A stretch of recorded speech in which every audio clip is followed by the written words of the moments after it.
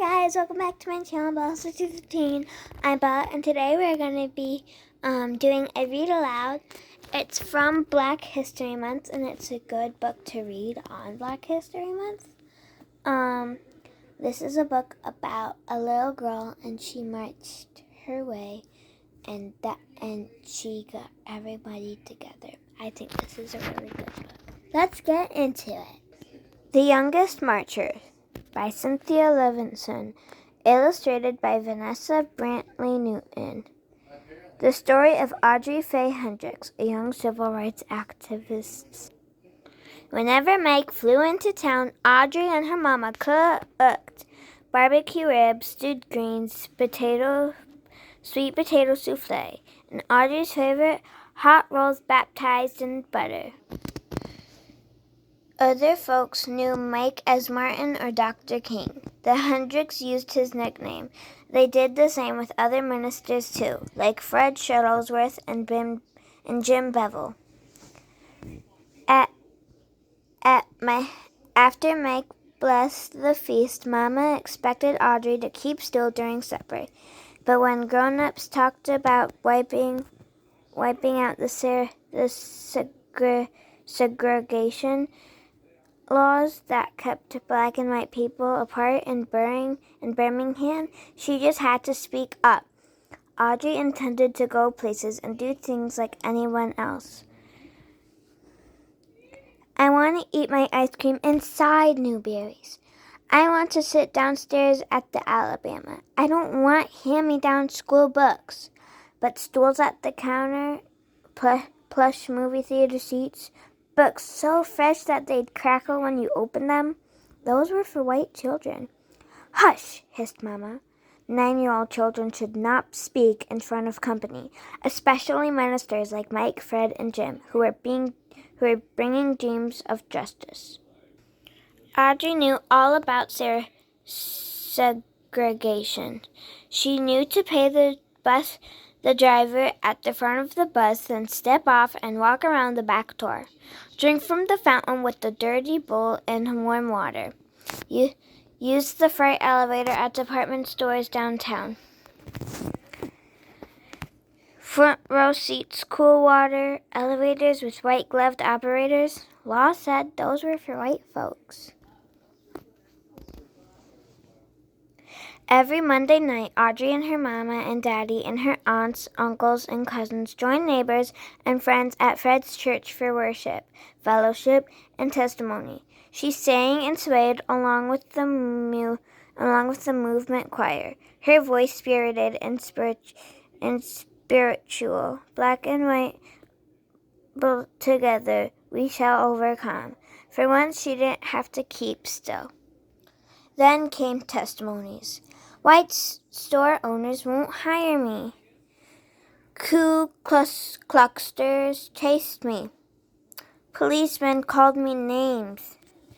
The hateful stories made Audrey squirm. She tried to tell her mama, "That's not right." Shh! How could Mama expect her to hush? She had to make things right. But what could she do? When Mike visited Fred's church, thousands of people crowded around her to hear him preach. In a voice as taut as steel cables, as smooth as glass, he intoned, "Segregation is morally wrong and sinful." That's true. Fired up, Audrey sat taller. "An unjust law is no law at all," he proclaimed. Audrey had listened to Mike explain his plan at her supper table and knew what he meant. If a law is unjust, disobey it.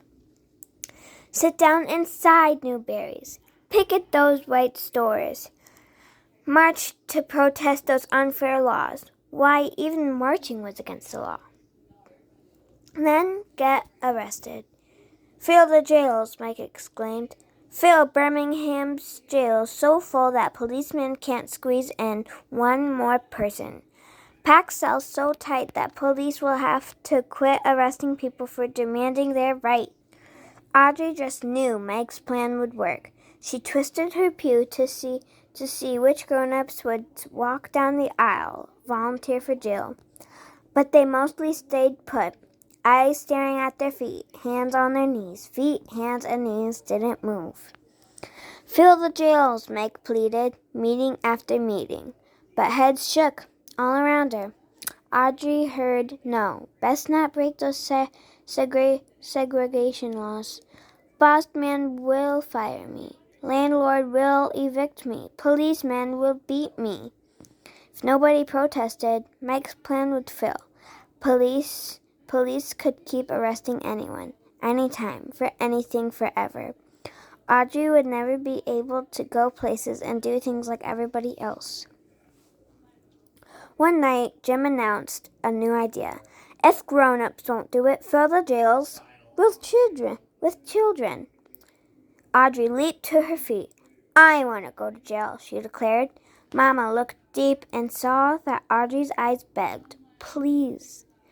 Okay, Mama said. Audrey strutted down that aisle. She was going to jail.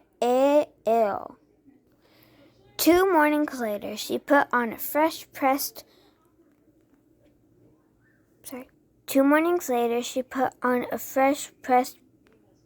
pinafore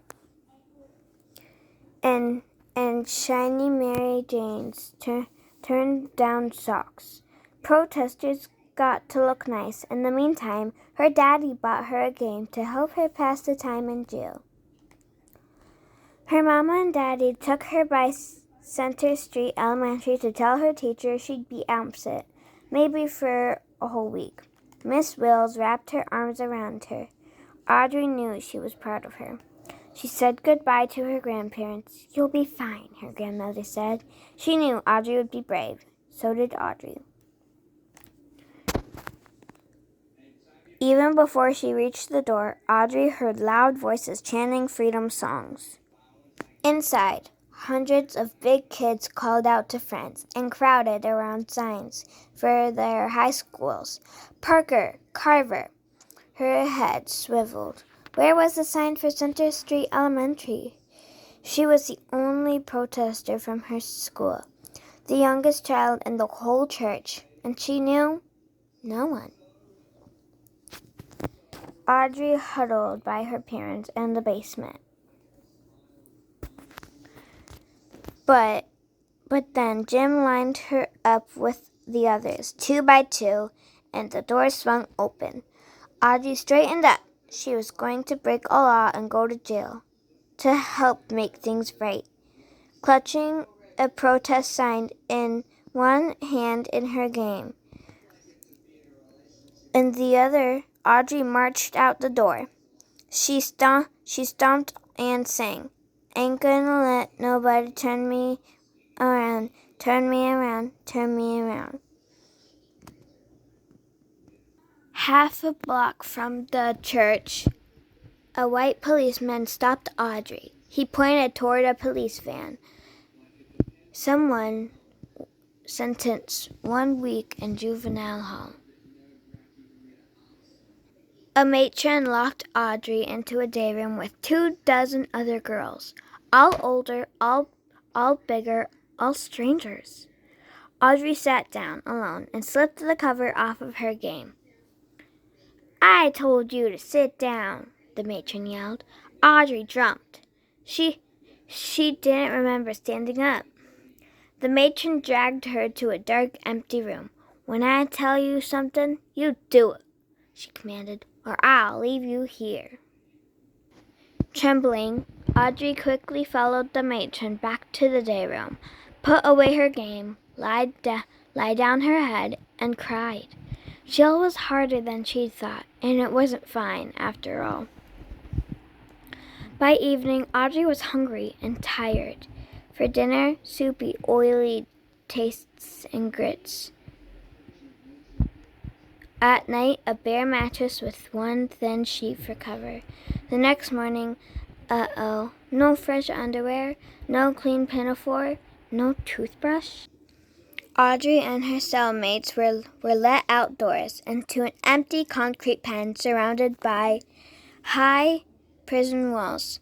The other girls talked together. Audrey wondered what her classmates were doing. Miss Wills would be keeping them busy. On another day, Audrey was sent to a huge room and told to sit in a chair that was so high her feet dangled above the floor. 4 white men glared at her. She'd never talked to a white man before. "Are you against America?" one demanded. "No, sir," she answered politely. "What do you talk about at those meetings?" another asked. "Our freedom." "Why did you march?" "To go places and do things like anybody else." "What was wrong with that?" Every mealtime, Audrey stared at greasy grits. She could barely spoon them into her mouth, let alone swallow them. Every night, the cot's wire springs jabbed. Every morning, she had nothing to do but sit alone with her game. In the afternoons, though, more kids crowded the day room. Some days, many of them arrived sopping wet. A girl explained that firemen aimed powerful hoses at the children. Surging water spun them off their feet and down the street. They got up and kept marching anyway until they were sent to jail. But by Audrey's 5th day in the afternoon in detention, the police couldn't squeeze in one more person. "We filled up all the rooms! We filled up all the rooms!" Audrey practically jumped up and down. She was so proud. "We filled up all the rooms." Watching television in the day room, she saw black people stroll straight into stores and restaurants like they belonged there. No one else could be sent to jail. Everything had changed. After 7 days, Audrey went home. Her mama and daddy wrapped their arms tight around her, washed the jail off her, and for dinner, hot rolls baptized in butter, her favorite. 2 months later, the city of Birmingham wiped segregation laws clean off the books. Audrey licked her spoon clean at Newberry's counter, like everybody else. Black and white together, like we belong. This is the real Audrey Faye Hendricks. She marched and was really young to march, but she wanted to be together anyway. If you'd like, I will do this to this page, and you can pause it. And then this to this page, you can pause it on the timeline. Thank you so much for watching my read aloud. This is the first read aloud I've ever done, but yet my favorite. This book really shows that Audrey Faye Hendricks was really brave and marched just for all of us. Now today, 2025, everyone, black and white, is together and nobody can harm anyone. Thank you for watching. Bye!